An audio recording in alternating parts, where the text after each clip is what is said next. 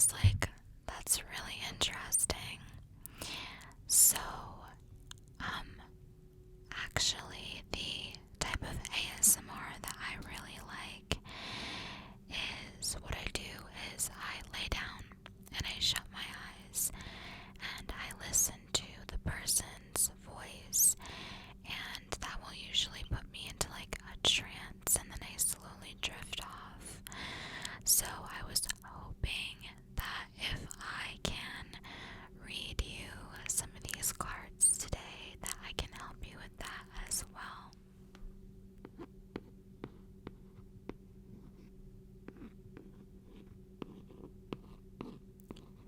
The box of emotions.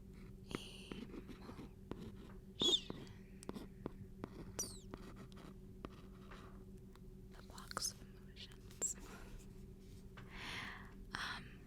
It also says, so cards to make sense of your feelings.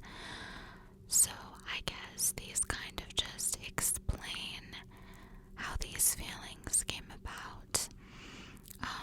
And it also says, is your soul soaring in ecstasy? Is your stomach churning with uncertainty? These cards are arranged by color from yellow and pink for delight and love to gray and brown for grief and despair, to help you explore the full range of your emotions, with text by Tiffany Watt Smith. Before we get into the set of cards that I chose, I do want to tell you guys that these cards do go very deep.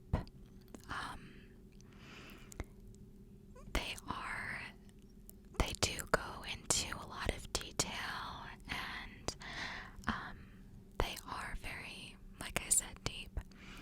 But I just hope that you can just relax and listen to my voice, and hopefully I can help you, because that is my goal. So the deck that I chose is the Zen deck. I was looking through these cards and I thought that they would be good for a video. So in this deck there are a couple cards, and they all have a name. So the names are Relief, Calm, Comfort, Delight, Empathy, and Warm Glow. And this deck has a lot of like pretty colors.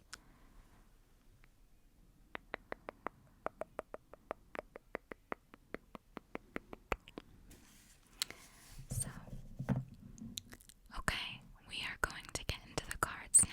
So we are going to start with the Relief card. I am going to be switching on and off, soft speaking and whispering, just so you're aware. Okay. Relief is not always a straightforwardly happy feeling. The moments following a close call on the motorway are a heart-thumping adrenaline rush. At the end of a long project, the relief of finishing may be spiked with disappointment, and as often as we exhale with a phew, many of us might also find ourselves inexplicably weeping on receiving good news after a long and anxious wait. The idea that tears accompany relief is an ancient one, stretching back to Aristotle's theory of catharsis. Sometimes the physical act of weeping itself seems to purify, leaving us quieter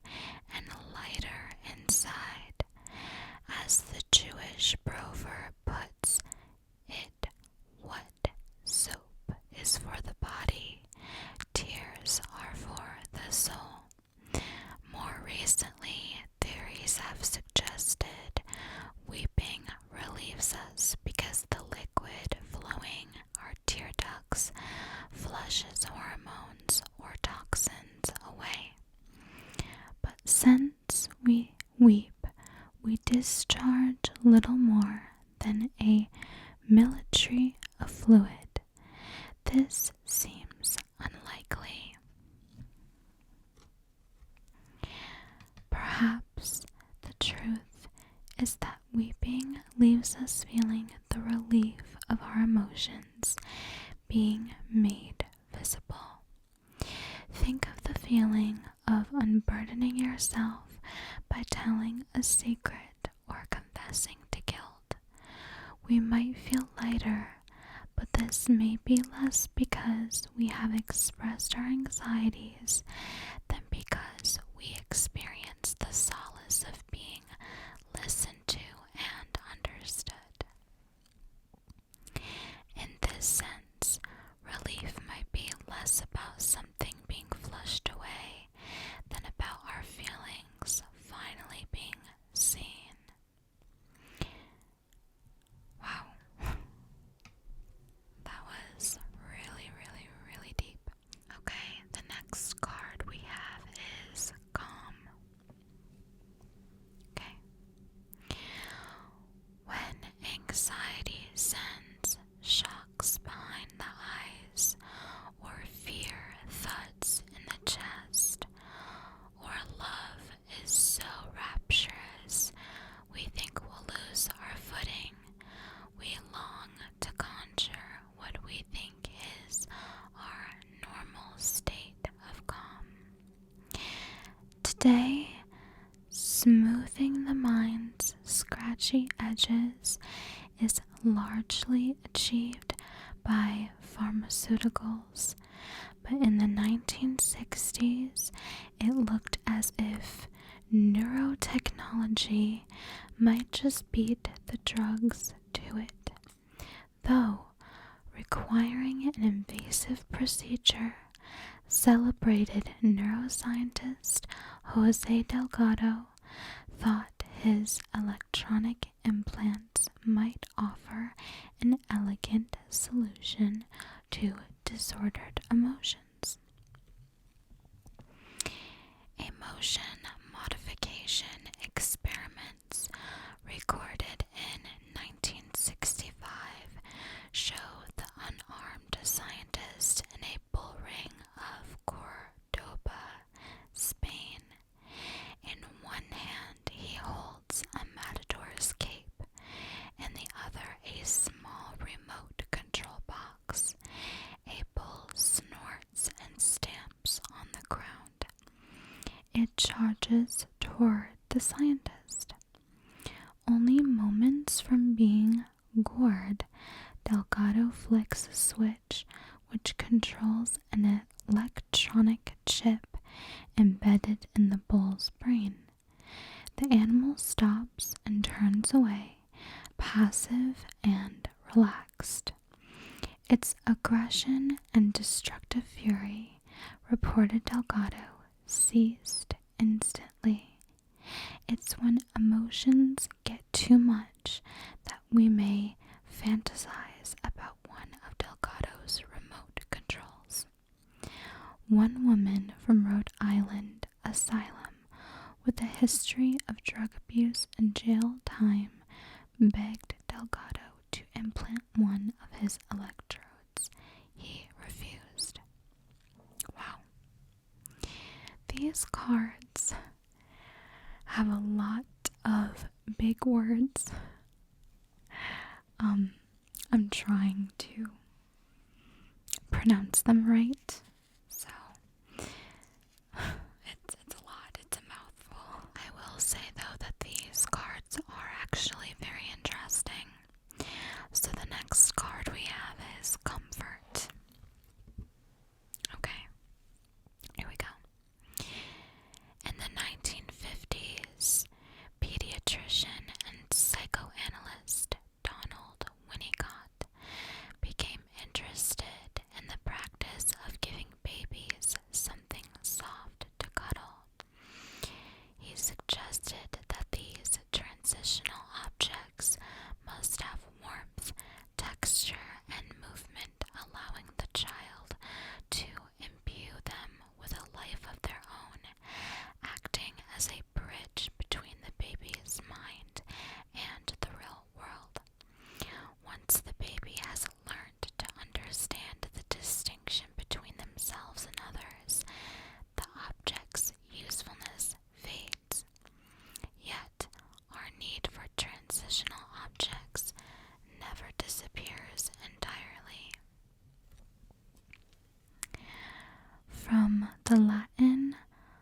conforter, which means to strengthen.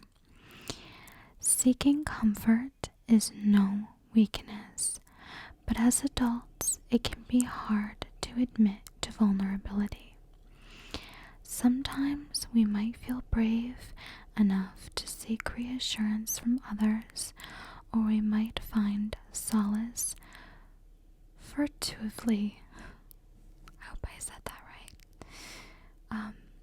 According to Winnicott, paintings and films, prayers and rituals, even addictions and compulsions, all perform the same function as teddy bears.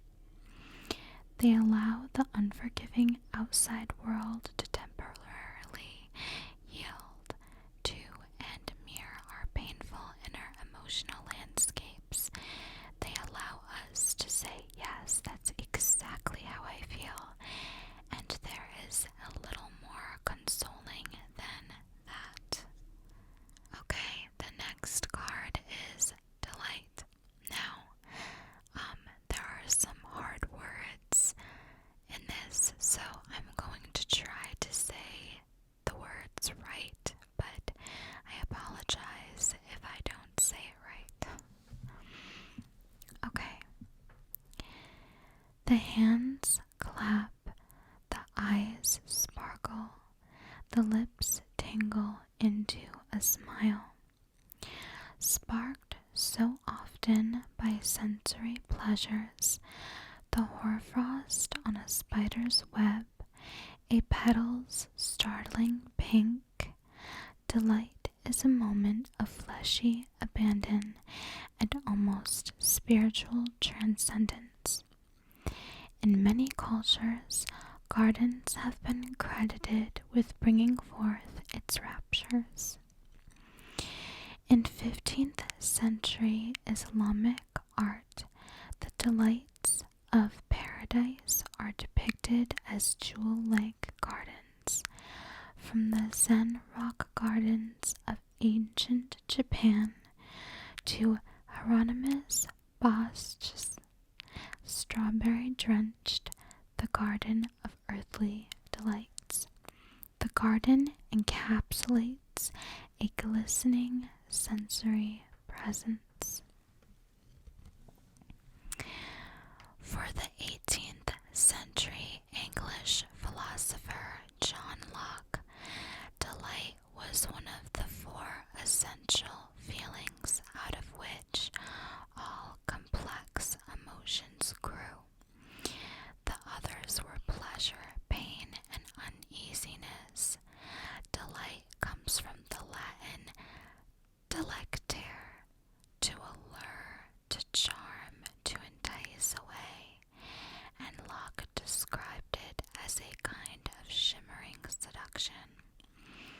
It was, he said, that intangible thing which caused a person to say they love something, as in, I love the apple tree, or I love the sky.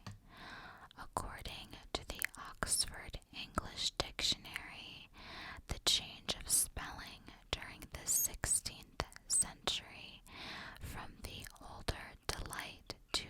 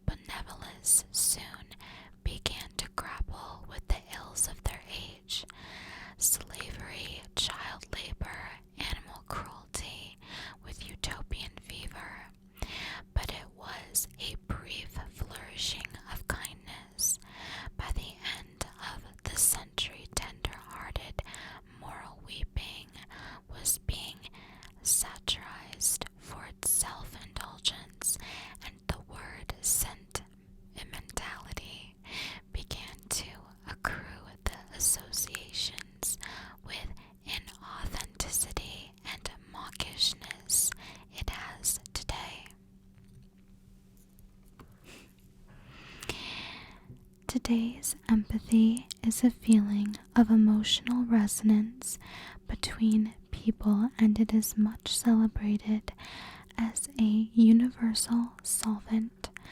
According to the psychologist Simon Baron-Cohen, any problem immersed in empathy becomes soluble. In emotional literacy classes in British schools, children are taught empathy so that alongside language and numbers, a capacity for vigorous feeling is becoming an expected indicator of a child's development. Has the 21st century's interest in empathy engendered a similar wave of philanthropy? When our politicians speak of a politics of empathy, it's hard not to feel cynical. But if we are shriveled by narcissism and in the grip of compassion deficit, then we might just have to hope that empathy can build the bridges. Some promise it can. Wow. That was a lot. It's a lot for me just to kind of process what each of these cards are saying. But I hope that you're getting tired. Okay, so the last card is called Warm Glow. Here we go. Most of us walk off feeling a little bouncier after helping carry a stranger's pram up the stairs or bringing in a neighbor's shopping. Random acts of kindness give a feeling of solidarity, of the we're all in this together variety, even a swell of pride. Yet, though we say it's my pleasure after someone thanks us, the English language has not yet dignified this pleasure with a name. Some have suggested all true hedonism. Slightly less ugly is the phrase suggested by the Victorian philosopher Herbert Spencer, not known for being pithy. Altruistic pleasure. With this sort of competition, it might be that's a warm glow, is still the best term we have.